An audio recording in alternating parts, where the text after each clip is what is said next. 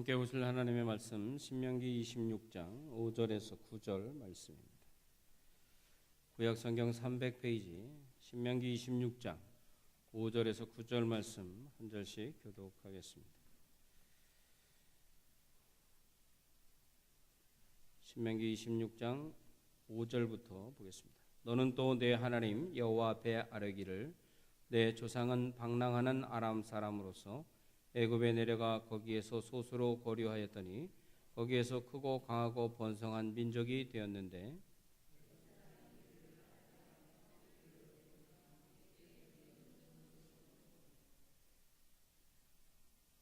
우리가 우리 조상의 하나님 여호와께 부르짖었더니 여호와께서 우리 음성을 들으시고 우리의 고통과 신고와 압제를 보시고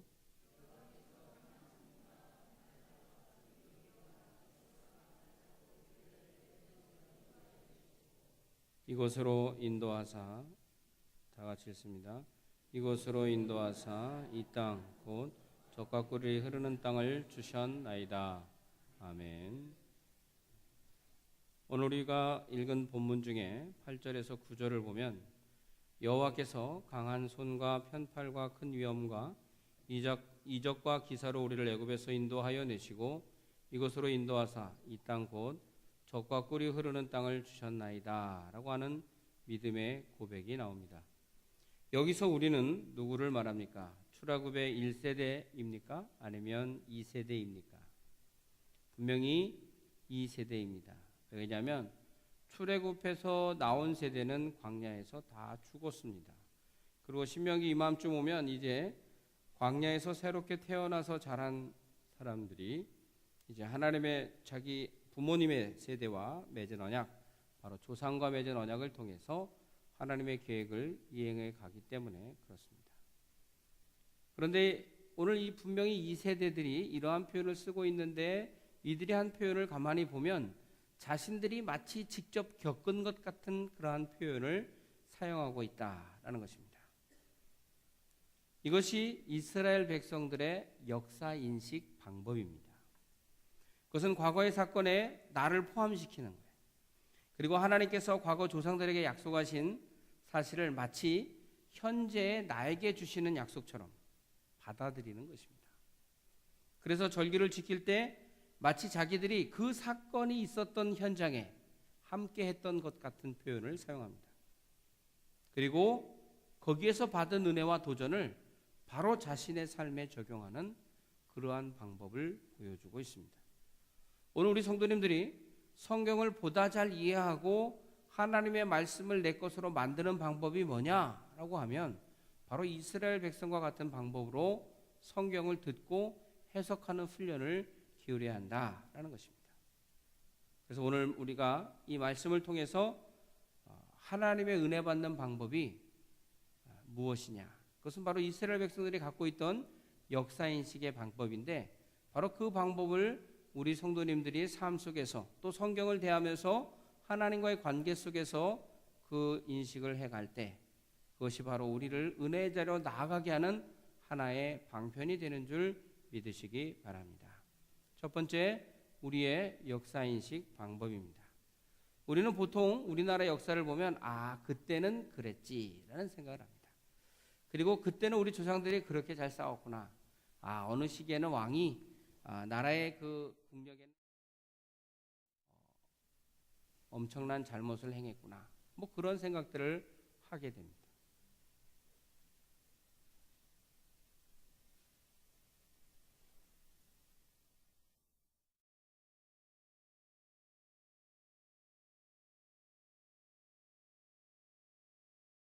보면서 우리나라 사람들이 전쟁을 많이 겪었구나 라고 하는 그러한 생각을 합니다. 그리고 사실 이해로 끝납니다. 나는 그때 없어서 다행이다 이런 생각 정도 하죠. 그런데 이스라엘 백성들은 앞에서 얘기한 대로 자신의 조상들의 삶에서 역사하신 하나님을 기억합니다. 그리고 그 하나님이 어떻게 역사하셨고 어떻게 살아야 하는지에 대해서 말씀하신 것을 기억을 합니다. 그리고 그것을 자신의 삶 속에서 그대로 투영하는 그러한 모습을 보여주고 있습니다. 물론 지금 유대인들이 그들의 믿음이 구약에 너무 제한하고 있어서 예수님의 오심을 믿지 않기 때문에 우리가 그들을 좀 다르게 취급을 하고 그들 또한 우리를 다르게 취급을 합니다.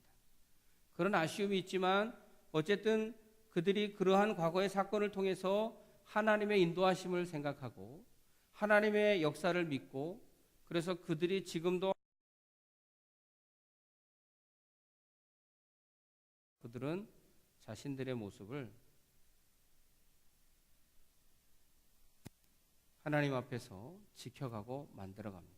그래서 자신들의 삶 속에 역사하시는 하나님을 경험하고 있고 그들이 소수민족이지만 전 세계에 중요한 위치에 서 있어서 세계 경제 흐름에 금융을 좌지우지하는 그러한 역할을 하고 있습니다. 그래서 유대인들을 바라보면서 많은 사람들이 그들이 하나님을 바로 섬기는 가운데 주시는 축복이다 이렇게 표현합니다. 그런데 우리는 더 나아가서 예수 그리스도를 믿지 않는 그들, 예수님을 믿지 않기 때문에 그들의 구원의 문제에 있어서 논외로 열외로 나갈 수밖에 없는 안타까움을 갖고 있다라고 하는 거죠. 중요한 것은 우리 성도님들이 이제 어쨌든 한 예로 이스라엘 사람들이 이 땅에서 살아가면서 그러한 은혜를 누리고 있다라는 것을 바라보면서 우리가 기억해야 할 것은 뭐냐면 바로 그러한 이스라엘 백성들의 모습처럼 오늘 우리는 우리를 위해서 이 땅에 오시고 우리를 구원해 주신 예수님을 믿고 있는데 그 하나님의 역사 속에서 완성하신 주님의 모습 그리고 주님이 가르쳐 주신 것들 주님이 일으키셨던 사건들을 정리하면서 구약의 선지자를 통해 하신 메시지 그것이 오늘 우리에게 어떻게 적용되는지를 잘 헤아리고 성경을 인식할 때 그것이 우리에게 은혜가 된다라고 하는 것입니다. 그래서 우리가 하나님이 어떻게 살아야 되는지 우리에게 가르쳐주고 있는 것들을 우리의 삶 속에서 잘 적용시키는 것이 필요하다라는 것입니다. 그럴 때 우리가 하나님의 축복의 은혜를 받고 우리가 받는 축복을 통해서 다른 사람들에게 축복의 통로가 되는 그러한 역사를 일으키게 된다라고 하는 거죠. 그래서 우리가 갖고 있는 성경에 대한 역사관을 조금 지금까지 성경은 이스라엘 백성들의 역사 이렇게 이해했던 것들을 조금 바꿀 필요가 있습니다. 그때 하나님이 그렇게 역사하셨구나. 그리고 끝이 아니라 이제는 그렇게 역사하신 하나님이 내 삶 가운데서는 뭐라고 말씀하실까를 더 생각해 보는 겁니다.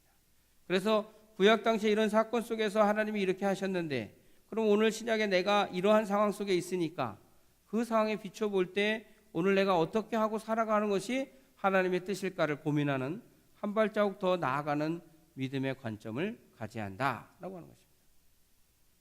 그럴 때 우리의 문제를 하나님의 말씀 속에 투영해서 해결하는 그러한 은혜를 경험하게 된다라고 하는 거죠.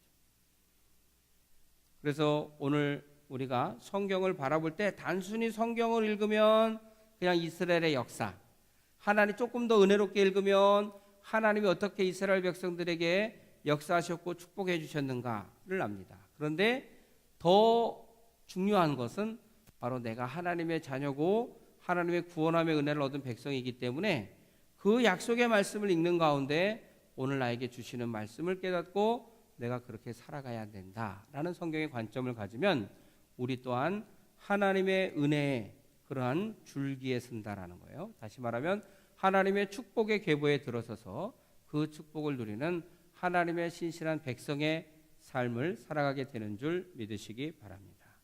그래서 과거의 사건을 오늘 내 삶 속에다가 다시 구성해서 투영시키고 하나님이 말씀하신 것들로 나를 다시 조명하는 그러한 노력을 기울여야 한다라는 것입니다. 그래서 신앙이란 뭐냐? 과거의 사건을 오늘의 나에게 내재화시키는 것이다 라고 하는 것입니다. 성경 속에 역사하셨던 하나님, 성경에 나오는 선지자들의 설교의 핵심이 뭐냐? 그 핵심을 찾아서 그것을 오늘의 내 삶 속에다가 집어넣는 거예요.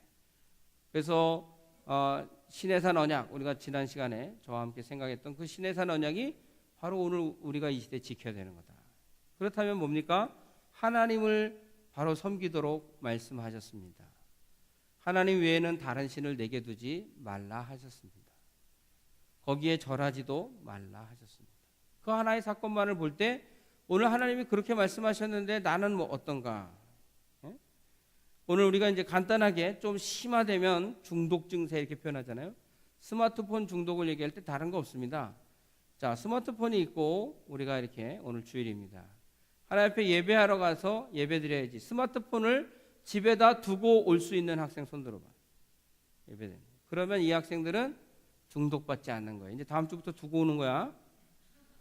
교회 올 땐 무조건 스마트폰 집에 두고 오는 거야. 왜 약속을 안 해요? 한다며. 두고 올 거야?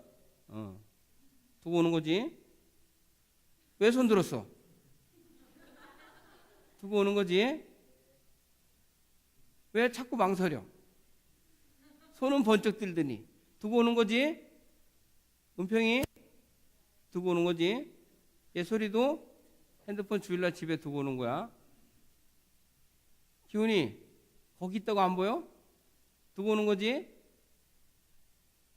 예. 그거 무슨 말이냐? 우리가 하나님을 더 사랑 테스트하는 거예요. 다른 게 없어요.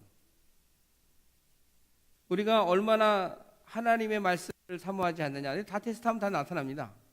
그러니까 우리가 아이들에게만 지금 얘기하는 건 뭐예요? 우리 어른들이 아예 나는 잘하지. 절대 잘하지 않습니다. 다 핸드폰 두고 오는 겁니다. 아무도 대답 못 하시잖아요.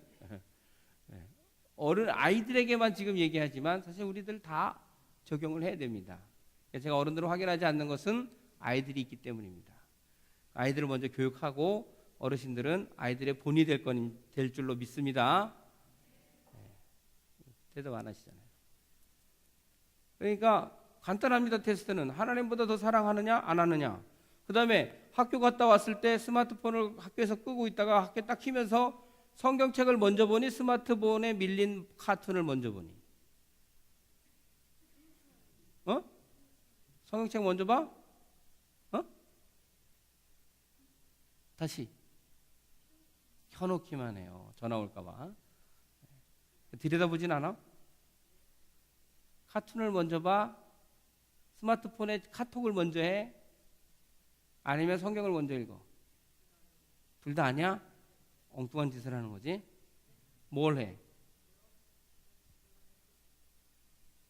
엄마가 듣고 있어? 정확하게. 네. 우리가 간단한 테스트입니다. 사실은 우리 어르신들도 마찬가지예요. 일을 하시고 집에 들어오면 테레비를 먼저 켜십니까? 성경을 먼저 보십니까? 네? 밥을 해야 되죠. 밥을 하고서 밥 먹고 나서 연속극을 보십니까? 가정 예배를 드리십니까? 또 이 얘기 저는 안 떨리고 하는 거 아닌데 심장이 엄청 떨리지 몰라요. 우리 다 그런 부족함이 있다는 거예요. 그러니까 하나님보다 더 사랑하는 신해산 언약은 하나님을 더 사랑하는 언약인데 그걸 하면 모든 것이 하나님의 은혜와 축복이 있다고 약속하셨거든요. 근데 실제로 우리가 그걸 잘 못한다는 거예요. 그러니까 그 시대 얘기로 끝날 게 아니라 성경이 말씀하신 핵심은 오늘의 내 삶으로 갖고 들어오는 거예요. 그래서 그 부분에 대해서 지금 얘기한 것들을 살펴보는 거죠. 비교해 보는 거예요. 그리고 내가 정말 하나님을 더 사랑하는 모습을 보여야 되겠다 하면 최소한 연속극을 보고 싶어하는 그 조급증을 내려놓고 성경책을 먼저 보든지 가정 예배를 한 10분이든 20분이든 드리고 테레비를 켤 수 있다면 거기에서 우리의 삶은 크게 다른 변화가 일어나게 되는 줄 믿습니다. 그러니까 우리가 얼마나 더 돈을 우선하느냐 그것도 마찬가지예요. 무슨 일이 생기면 통장의 잔고를 먼저 떠올리십니까? 하나님의 날 사랑하심을 떠올리십니까? 간단하죠. 그건 무엇입니까? 우리의 역사 인식, 보는 이 세상을 살아가는 관점이 달라져야 된다는 거예요. 그게 다른 게 아니고 성경적 관점을 가지고 하나님을 더 사랑하는 하나님의 말씀을 오늘 내 삶으로 끌고 들어오는 겁니다. 그래서 신해산 언약을 주신 하나님이 세상의 다른 그 어떤 것보다도 나를 더 사랑하라 그랬으니까 내가 더 사랑하는지를 이런 식으로 내 삶에서 점검해 보는 겁니다. 그리고 부족하죠? 그럼 그 다음에 어떻게 해야 돼? 1. 고친다. 2. 회개하고 고친다. 3. 그냥 지낸다. 4. 늘 그러는 반복이니까 인생이 그러려니 한다. 몇 번이야? 응? 1번? 또 2번. 또 회개하면 고친다. 이제 1, 2가 뭔지 모르는 거지 이제. 집중력이. 그래요. 회개하고 고쳐야 되는 겁니다. 그게 맞잖아요. 그죠? 하나님 앞에서 잘못하고 범죄하면 고쳐서 나가는 거죠. 그런데 우리가 어떠냐? 그걸 잘 안 하는 거예요. 그러니까 무뎌지는 거죠. 하나님과 우리가 영통함은 이 마치 그 똑같 200mm 관, 그럼 200mm 관이 딱 서로 맞닥뜨려서 딱 붙어야 되거든요. 그런데 우리는 뭔가 모르게 180mm 정도 갖고 하나님의 은혜를 논한단 말이죠. 그런 측면에서 우리가 돌이키고 우리의 관이 200이 되도록 불순물들을 제거하는 그러한 노력을 기울이는 게 성경을 내 삶 속에 적용하는 바른 관점이다라는 것입니다. 그래서 우리가 성경을 인식을 그렇게 해야 됩니다. 그러니까 말씀을 들어도 이 말씀 속에서 들려지는 얘기를 가지고 내 삶에 비추어 보는 것이 중요한 거예요. 왜? 하나님이 나에게 주시는 말씀이니까. 옆에 계신 분에게, 옆에 계신 친구에게 주는 말씀이 아니라 나에게, 누구에게? 나에게 주시는 말씀이기 때문입니다. 그래서 이스라엘 백성들이 바벨론 포로 사건이 성경에 기록되고 수많은 대선지자, 소선지자들이 이스라엘 백성들에게 회개하라, 너희들이 하나님으로 돌이키지 않으면 멸망당할 것이다, 그렇게 많은 예언을 한 이유가 뭐냐라는 거예요. 그들이 바로 이 신의 산 언약, 하나님을 우선하는 것을 제대로 하지 못했기 때문에, 하나님 말씀에 순종하지 못하고 죄를 지었기 때문입니다. 그래서 우리가 그 사건을 보면서 그래, 하나님이 늘 경고하고 계시지, 늘 말씀하고 계시지. 그래서 예수님 뭐라고 말씀하셨어요? 하나님을 사랑하고 내 이웃을 내 몸과 같이 사랑하라. 이것이 우리 그리스도인들이 해야 될 일이라는 거예요. 그리고 복음을 전하는 사명, 감당해야 될 일이라는 거예요. 신약에서 딱 요약하면 두 가지라고 말하잖아요. 그런데 어쨌든 중요한 건 하나님 사랑, 이웃 사랑, 이 문제를 우리가 고민해야 되는데, 축약된 듯하지만 그럼 하나님 사랑이 뭐냐? 그럼 다시 신의 산 언약에서 얘기하는 대로 올라간단 말이죠. 그러므로 구약의 이스라엘 백성들의 경고한 메시지는 오늘 이 시대 하나님 말씀대로 제대로 살지 못하는 바로 나 자신에게 해주시는 하나님의 사랑의 메시지인 줄 기억하시기 바랍니다. 하나님이 나에게 채찍을 드시는 거예요. 나를 더 사랑하라. 지금 내가 하는 믿음의 행동은 나를 더 사랑하지 못하는 것이다. 그러니까 나를 더 사랑하는 사람답게 살아라는 것입니다. 하나님의 것을 도적질하고 하나님하고 약속했던 시간을 어기고 하는 것들에서 벗어나라는 거예요. 그냥 웃어넘길 일이 아니에요, 사실은요. 그러니까 우리가 웃어넘기죠. 그 무슨 말이에요? 이스라엘 백성들이 바벨론 포로로 가기 전까지 경고를 받았을 때 다들 그렇게 웃은 것 같아요, 제가 볼 때는요. 선지자들은 막 열변을 토합니다. 너희들 그렇게 살면 너희들 큰일 났다 말이죠. 이방의 포로로 잡혀가서 모진 멸시 받을 거야, 정신 차려 라고 메시지를 전하는 거예요. 회개하라. 근데 어떻게 했습니까? 회개가 안 되거든요. 그리 먼 시대까지 갈 것도 없어요. 세례 요한이 와서 예수님의 길을 예비하면서 회개하라, 천국이 갖고 왔다 라고 할 때에 그 시대의 종교 지도자들, 기득권을 갖고 있었던 분들, 그래도 좀 사는 분들, 그들이 회개했던 역사가 별로 기록되어 있지 않습니다. 물론 사람들이 많이 나와서 회개하고 세례받고 주님을 기대했어요. 메시아에 대한 기대 사상이 그때 커졌다는 거죠. 그럼에도 불구하고 이스라엘은 그 경고를 귀담아 듣지 않아서 하나님 앞에서 그렇게 큰 아픔들을 겪어야 했다라는 것입니다. 그거를 바라보면서 오늘 우리가 깨닫는 것은, 우리도 그렇게 안 하면 하나님이 혼나겠다. 그 혼나는 게 이 나라가 하나님 섬기는 나라는 아닙니다. 그렇죠? 우리나라의 국교가 뭡니까? 국교 얘기하면 자기 신앙의 자유가 있다라고 말하지만 묘하게 불교로 이렇게 흘러갑니다. 왜? 불교가 한국에 들어온 지 오래됐다 이런 뜻이죠. 그렇지만 어느 하나 내세울 수는 없는 그런 상황이지만, 우리가 그러한 가운데서 하나님 섬기는 나라가 되게 해달라는 얘기는 우리가 얼마나 하나님 앞에 간절히 말하는지 모르지만 그렇게 되기 위해서 복음을 전해야 되는데, 복음을 전하지 않는 우리들의 모습 또한 발견하게 된다라고 하는 것이죠. 우리가 하나님 앞에 기도합니다. 하나님 새 성료를 주시면 전도해서 더 채우겠습니다. 그런데 실제로 우리는 전도하는 날을 제가 3일로 정해놨더니 주일, 화요일, 목요일 3일 동안 전도하면 나머지는 안 합니다. 근데 그게 아니죠. 내가 화요일, 목요일 못 오면 토요일 날에도 나와서 복음 전도를 더 해야 되는 거죠. 사실 하나님 앞에 약속한 걸 지키려면 그런 거 아니겠습니까? 주일 날도 점심 끝나고 식사 요만큼 전도하는 그 시간 때문에 힘들어해서는 안 되는 거죠. 예, 주일 예배 끝나고 내가 주일 집에 가서 텔레비 밖에 더 봐? 2시간 더 전도하고 가야지. 할 수 있어야 되는데 그런 자발적인 헌신이 나타나지 않는다는 거예요. 그건 뭐예요? 우리가 조금 그런 부분에 대해서 또 요만큼 이뤘으니까 아유 여기가 좋다. 이제 오겠지. 그런 생각할 수 있다는 거예요. 이게 나태해지는 거거든요. 이스라엘 백성들이 우리는 하나님의 택함 받은 백성이니까 우리 이제 구원받았으니까 뭐 누가 우리를 저기 하겠어? 하나님 우리를 버리지 않는다 했잖아. 그래서 나태해서 타락하고 이방 우상 섬기고 하니까 하나님이 그들을 쳐서 이방의 종이 되게 하셨단 말이죠. 그 사건을 보면서 오늘 우리의 삶, 아니 나 자신의 삶에 비추어서 내가 이렇게 살다가는 하나님 앞에 약속을 못 지킨 사람이 되겠다 생각을 할 줄 알아야 된다는 거예요.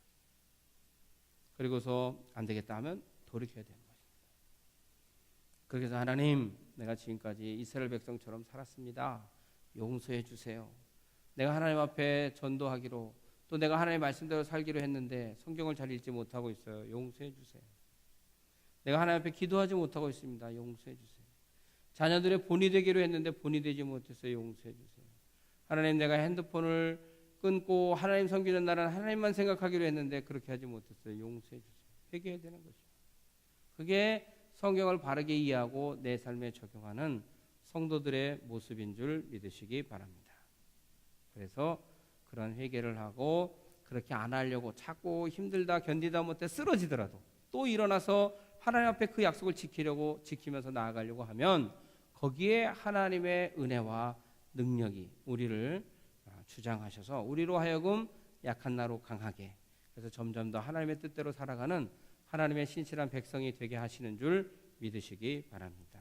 바로 이것이 우리의 역사인식, 성경을 보는 관점이 돼서 성경을 내 삶에 적용하는 훈련을 내 삶에 자꾸 투영하는 그런 훈련을 해야 한다라고 하는 것이죠. 두 번째로는 성경의 죄악을 이해하는 방식입니다. 우리 성도님들은 어떻게 죄를 이해하고 있습니까? 아담이 죄를 지은 후 심판을 받고 하나님과의 관계가 끊어지는 사망 선고를 받았습니다. 아담의 죄는 아담 한 사람으로 끝나지 않습니다. 그 죄가 오늘 우리에게 연결되고 있다는 것이죠. 그래서 성경은 그 사실을 로마서 5장 12절에서 이렇게 얘기합니다. 우리 한번 찾아보겠습니다. 로마서 5장 12절입니다. 로마서 5장 12절.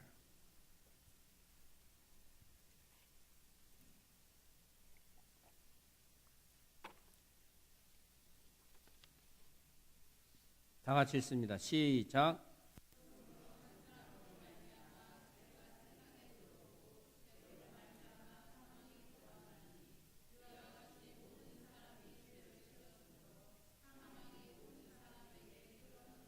예, 성경의 죄악 이해 방식이 오늘 우리가 이해해야 될 방식이다라는 겁니다. 그게 뭐냐면 한 사람으로 말미암아 죄가 세상에 들어오고 죄로 말미암아 사망이 들어왔는데 이같이 모든 사람이 죄를 지었기 때문에 사망이 모든 사람에게 이르렀다라는 사실입니다. 그래서 우리가 죽을 죄인인 것이죠.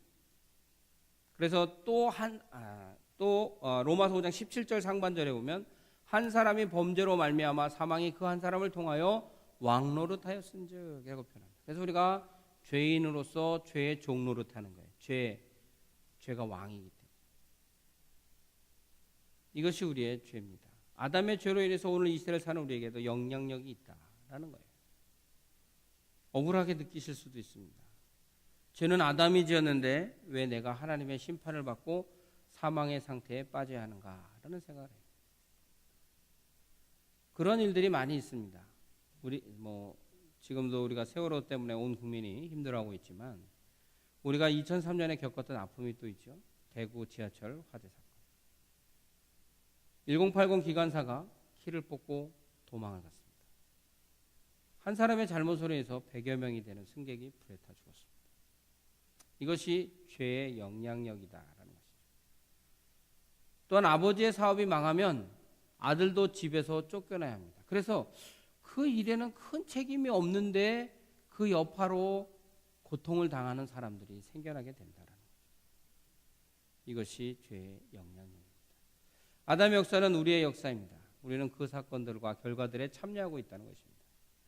인류는 에덴에서 있었던 범죄에 참여하였습니다. 이것이 아담이 지은 죄의 영향력이고 지금 우리는 아담의 후손이기 때문에 그 죄의 영향력 아래 있었는데 그래도 우리는 하나님께서 우리를 그렇게 끝까지 내버리지 아니하시고 그 영향력으로부터 차단하셔서 다시금 하나님의 영향력 아래 들어오게 하시기 위해서 독생자 예수님을 이 땅에 보내셔서 우리의 죄를 대신해서 십자가에 죽으시고 부활하시고 승천케 하시면서 너의 거할 곳을 예비하고 다시 오시마 약속하게 하셨습니다.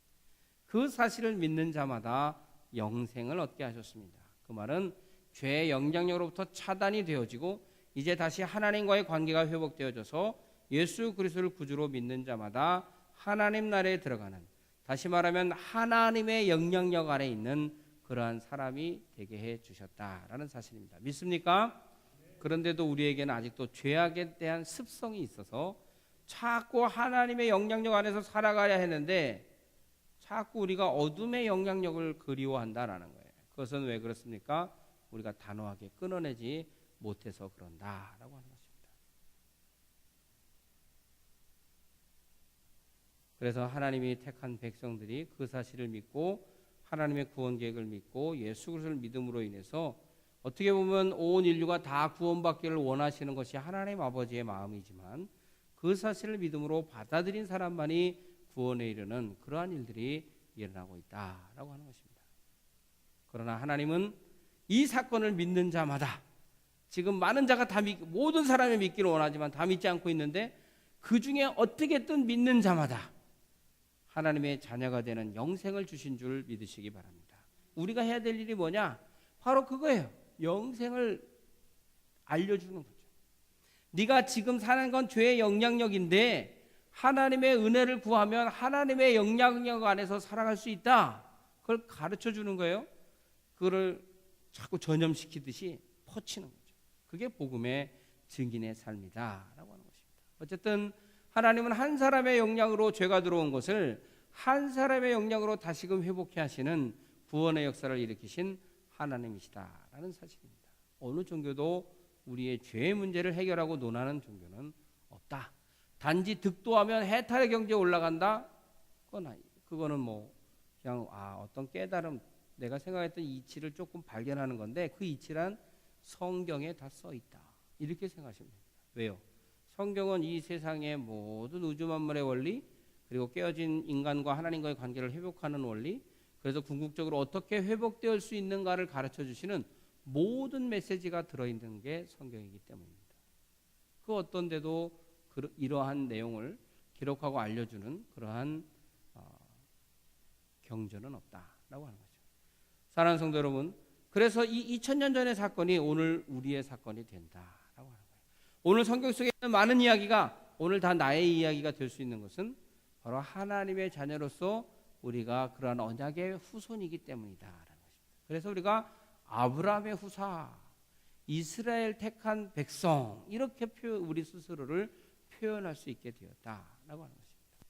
그래서 구원관에 대한 문제는 다음 시간에 좀 더 깊이 다루기로 하고, 우리가 예수님을 우리의 구원자로 받아들일 때 바로 우리가 죄의 영향력에서 하나님의 영향력 아래로 이동하는 그러한 역사가 일어난다라는 것을 믿으시고, 그래서 우리가 이제 역사 인식을 할 때 성경을 들을 때 어쨌든 그게 오늘날 나의 상황, 내게 벌어졌던 며칠 전에 그 어려운 상황에 대한, 그러면 이게 그 말씀하고 약간 일치하네, 이렇게 이해를 하면 성경의 은혜가 더 된다라는 것입니다. 그렇지만 그거를 꼭 그렇게 받아들이면 자칫 이단이 될 수도 있지만 성경을 바라볼 때 성경이 말씀하시는 메시지의 핵심을 오늘 내 삶 속에다 투영하는 건 문제가 되지 않는다라는 것입니다.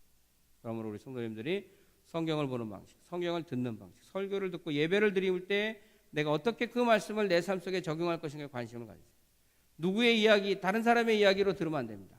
나를 사랑하시는 하나님께서 나에게 주시는 하나님의 말씀을 내가 듣습니다 라는 자세로 하나님의 말씀을 들을 때 우리는 하나님이 나를 얼마나 사랑하시고 하나님이 나를 세밀하게 인도하시는지 그것을 깨닫게 되고 하나님이 우리를 이끄시는 대로 따라 살아가는 하나님의 신실한 백성의 축복된 삶을 살아갈 수 있게 되는 줄 믿으시기 바랍니다.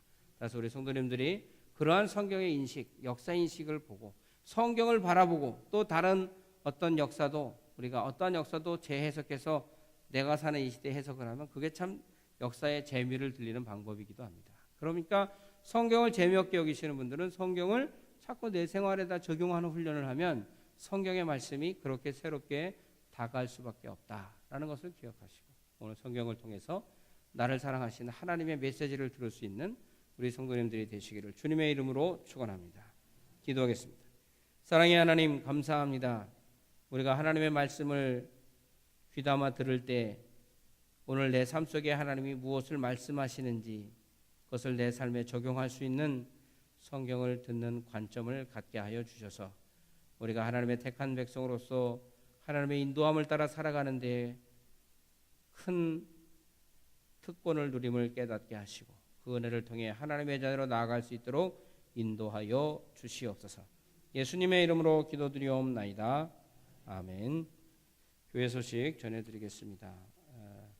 예배 후에 전교인 원례를 갖도록 하겠습니다. 특별히 오늘은 이제 4월 말로 건축 재정을 조금 더 지출하고 이제 앞으로 이자를 쭉 갚아나가는 일들이 남아 있긴 한데, 어쨌든 그 일단락 짓는 보고를 드리고 또 재정 보고도 드리고 그렇게 하겠습니다. 그리고 다음 주일은 어버이 주일로 드립니다. 우리 청소년들이 토요일 날 어머님들을 위해 준비하는 것 잊지 마시고, 어버이 주일은 우리 모두가 함께 연합으로 드리는 주일입니다. 기억하시기 바랍니다.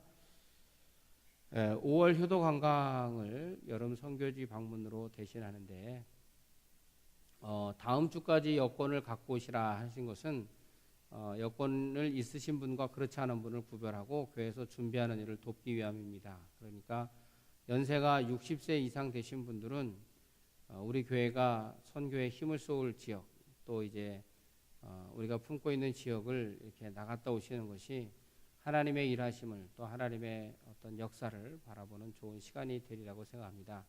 우리 성도님들이 뭐 국내 관광은 거의 다 해보셨잖아요. 그래서 그냥 단순한 국내 관광보다는 시간도 있으시고 또 모든 필요는 교회가 어느 정도 제공하기로 생각을 하고 나가기 때문에 여러분들께서 시간을 내셔서 하시는데, 이제 교회에서 이 모든 여정을 도와드려야 되니까 의사표시를 하시고 그러고 나면 여권이나 이런 부분들을 준비할 수 있도록 돕도록 하겠습니다. 그러니까 여권을 다음 주까지 안 내면 못 간다, 그게 아니고 여권을 내시면, 여권이 있으신 분 내시면 없는 분들을 찾아서 어떻게든 도와드리고 협조해서 갈 수 있도록 할 테니까 너무 염려하지 마시고 다음 주까지 여권 있으신 분만 확실하게 해주시고, 그렇게 하면 또 가는 방법도 좀 더 저렴하게 갈 수 있을 수도 있습니다. 그러니까 그 부분을 잘 유념해 주시고 협조해 주시면 감사하겠습니다.